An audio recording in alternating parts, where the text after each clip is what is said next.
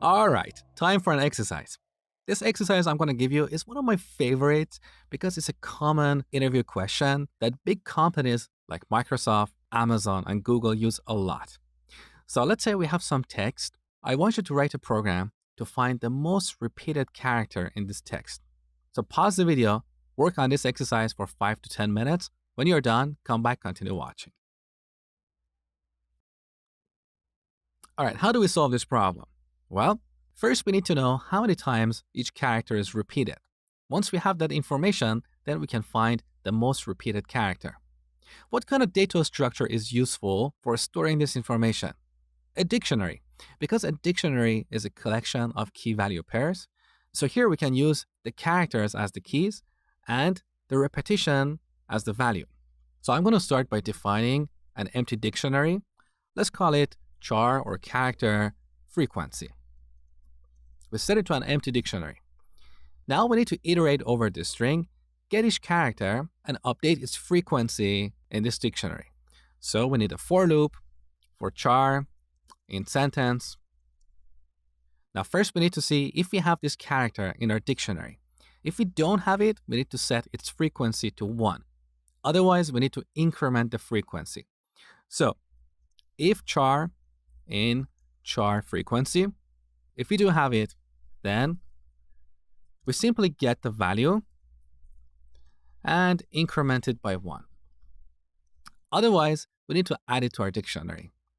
So char frequency of char, we set it to 1.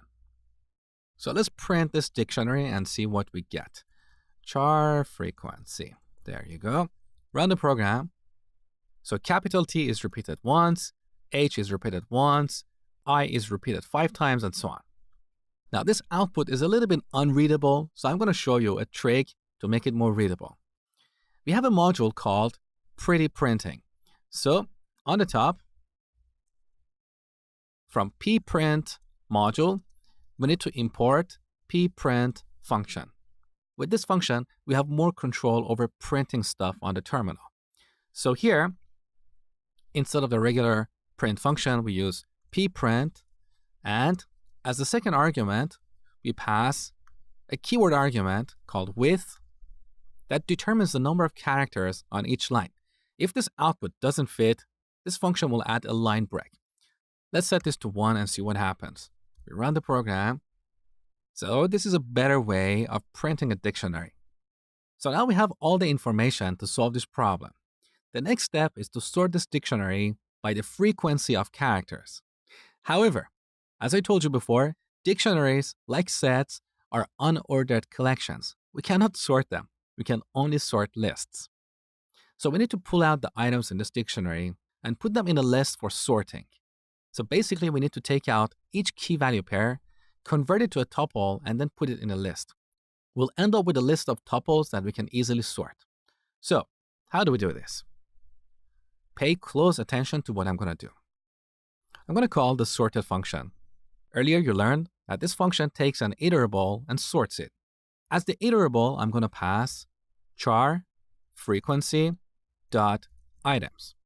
Earlier, you learned that this method returns all the key value pairs as tuples.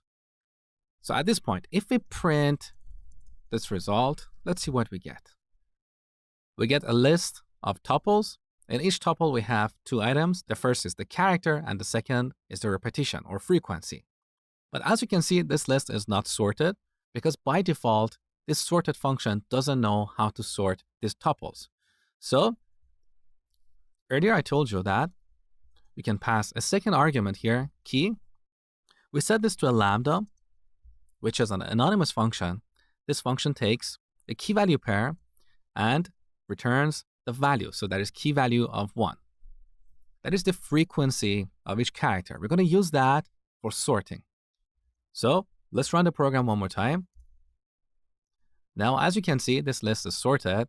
So T is the least repeated character, and space and I are the most repeated characters.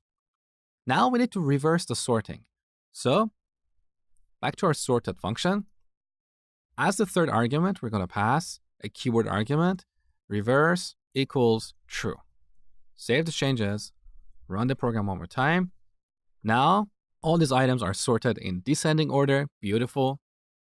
So instead of printing the result, let's store it in a list like char, frequency, underline sorted.